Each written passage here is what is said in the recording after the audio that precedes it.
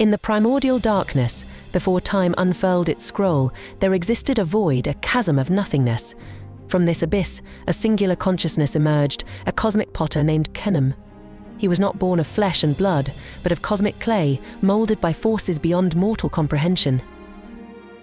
His form was as enigmatic as his origin.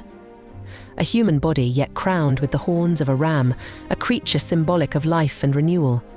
His eyes held the depth of the Nile, a river yet to be born, and his hands, rough and calloused, were imbued with a celestial power. It was Khnum who, with a divine breath, shaped the world from the formless void.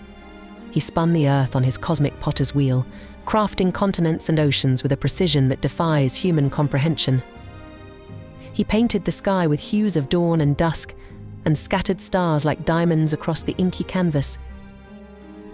But his greatest creation was humanity. With infinite patience, he would shape each soul on his potter's wheel, infusing them with the spark of life.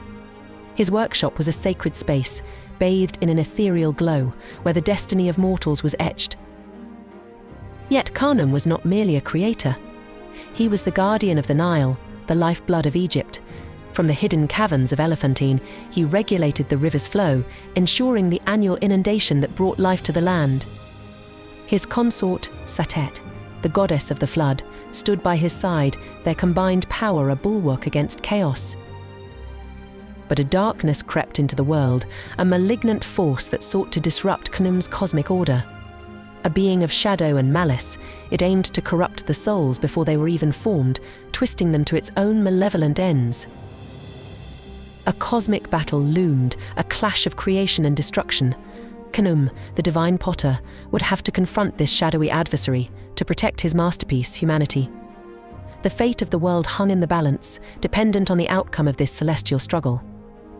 And so the stage was set for a conflict that would echo through eternity. The darkness was a tangible entity, a malevolent force that slithered through the cosmos, its essence as cold as the void. It was Aphophis, the serpent of chaos, ancient and hungry. It had been slumbering, a cosmic parasite, until the vibrant tapestry of creation disturbed its eternal sleep. Khnum felt the intrusion as a chill in the heart of his cosmic workshop. The clay, once pure and yielding, now throbbed with a dark energy. Souls in their nascent stages began to writhe and twist, their essence corrupted before it could be fully formed. Panic surged through Khnum, a sensation foreign to a being of such cosmic stature. The confrontation was inevitable. Khnum, the architect of life, faced Aphophis, the destroyer of worlds. Their battleground was the ethereal plane, a realm beyond space and time. Khnum's hands, once instruments of creation, now glowed with a divine fury. He summoned the elements, shaping them into weapons of light. Aphophis countered with shadows, twisting reality itself to serve its nefarious purpose. The clash was cataclysmic. The fabric of creation trembled, and the very concept of time seemed to waver. Stars were extinguished, and nebulas were torn apart as the two titans wrestled for supremacy. Yet for all Apophis's raw power, Khnum possessed a resilience born of creation itself. He was the guardian of order, and he would not yield.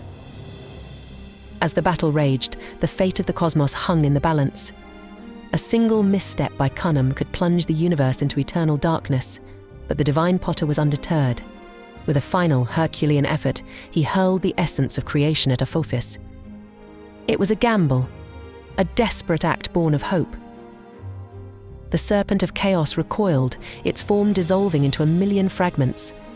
But as quickly as it seemed vanquished, it reformed, its eyes burning with a renewed intensity. The battle was far from over. Aphophis reformed, its essence more malevolent than before. The serpent of chaos was not merely a force of destruction, it was a devourer of hope, a corrupter of souls. Its eyes, twin black suns, burned with an insatiable hunger for existence itself. Khnum, weary but resolute, knew he could not rely on brute force alone. He delved deep into the heart of creation, into the primal energies that birthed the cosmos. There, he discovered a power, a force of pure, unadulterated hope. It was a counterbalance to the darkness, a light capable of illuminating the darkest corners of the universe. With this newfound power, Khnum transformed himself. His ram's horns glowed with a celestial radiance, and his eyes, once filled with the calm wisdom of a creator, now burned with the intensity of a warrior. He was no longer merely the potter of souls, he was the defender of creation.